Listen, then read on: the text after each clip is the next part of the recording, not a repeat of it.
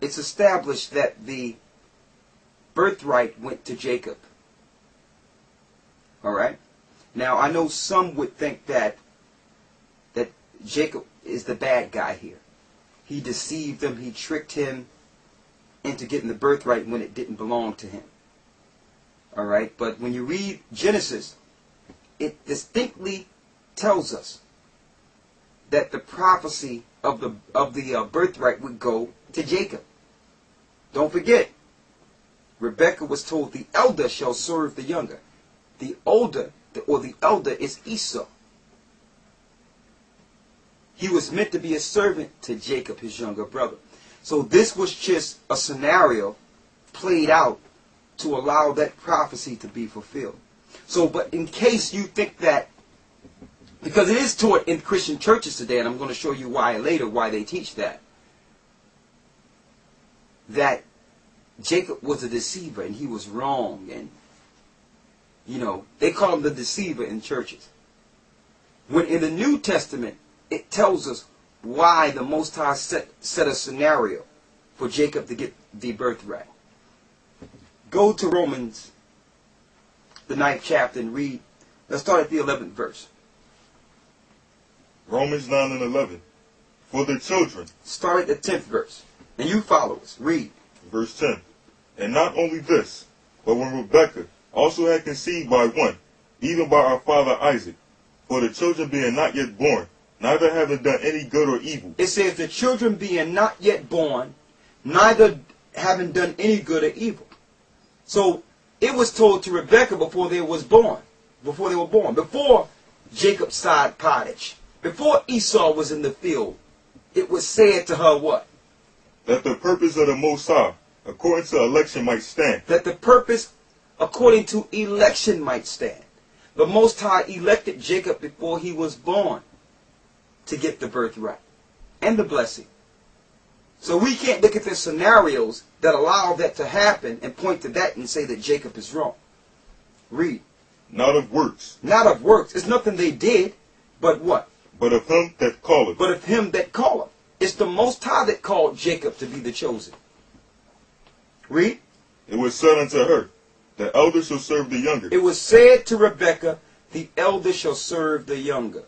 The pottage was just a scenario to allow that prophecy to come to pass. Read. As it is written. As it is written where? In the Bible. In the book of Malachi. What's written? Jacob have I loved, but Esau have I hated. Jacob have the Most High loved, but Esau have he hated. Okay. Now he loved Jacob because he gave his laws, statutes, and commandments to Jacob. In the Old Testament, Jacob is called the Most High's woman. Okay? He's a wife of the Most High. Why? Because these are the people the Most High will give his laws, statutes, and commandments to execute his power in the earth. To show the earth righteousness. He says, Esau have I hated because Esau was the reverse of Jacob. Esau is setting up things contrary to the laws of the Most High. And we're going to show that. The serpent seed and the woman seed. We're going to show that. Okay? So it's not of works, but the Most High that calleth. He chose one. And some of you might feel a certain type of way about that and say, well, that's not right. Hold up. Even the image of the Most High, which are humans, have choice.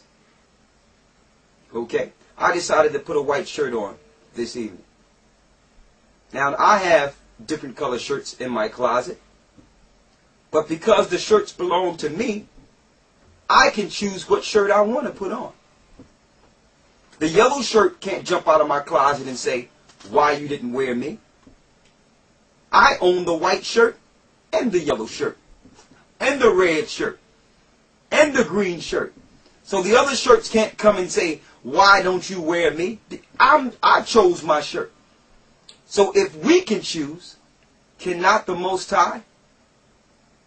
So that means the Most High have put attributes in the image of him that he didn't even give himself. Okay? So yes, the Most High do choose.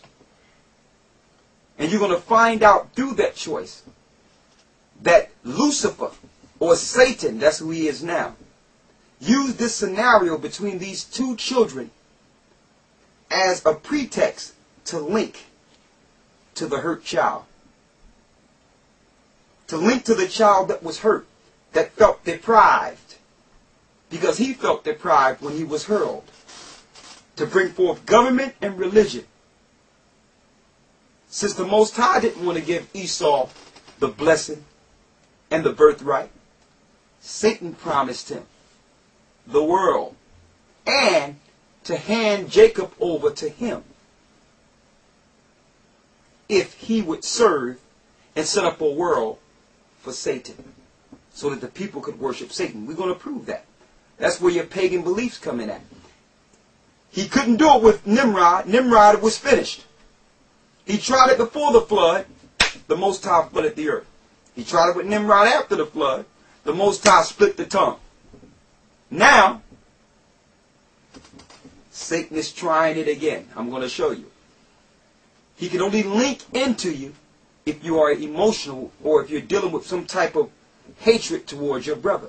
And you're going to find that Satan linked in with Esau. And we're going to show you the point that he linked into him. Okay? We're going to show you that point. He linked into Esau to set governments and a structure in the earth where Satan could rule and be worshipped as the Most High. But let's get to the blessing to show you why Esau got so angry or became so angry. Go to Genesis 27:1. Start at the first verse. Read. Genesis 27:1. And it came to pass that when Isaac was old, and his eyes were dim, so that he could not see, he called Esau his eldest son, and said unto him, My son. And he said unto him, Behold, here am I. And he said, Behold now, I am old, I know not the day of my death. Now therefore, take, I pray thee, take weapons, thy quiver, and thy bow, and go out to the field, and take me some venison, and make me savory meat, such as I love, and bring it to me, that I may eat, that my soul may bless thee before I die.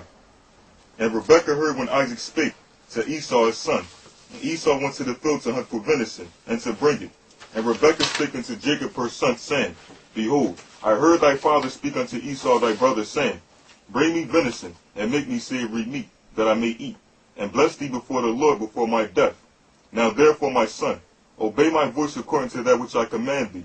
Go now to the flock and fetch me from thence 2 good kids of the goats, and I will make them savory meat of thy father, such as he loveth. Now let's show this. Examine this for a second. All right. She overheard Isaac telling Esau to go make some meat. So Esau go to hunt. Right? She overhear this and go get Jacob and say, No, Jacob, I'm going to make this food for you just the way your father loved it. Right? Now just examine this for a second. Some of you might think she's wrong for doing this. But why is Rebekah doing this? Remember the children struggling in their womb? And she went and asked the Most High, why is this pain so hard? Why is this like, why am I hurting like this? And the Most High says, 2 nations are in thy womb. There's a fight in your womb, woman. And the elder child shall serve the younger. They was fighting so much that even at the end, when it was time for her to deliver the baby, he had his hand on Esau's heel. They was fighting in the womb the whole time. And the Most High told her, listen, the elder shall serve the younger. Yes.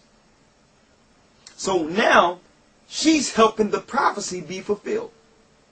She cannot let Esau come back with that venison and get the blessing, knowing that the Most High gave her the information to know that that blessing belonged to her son Jacob.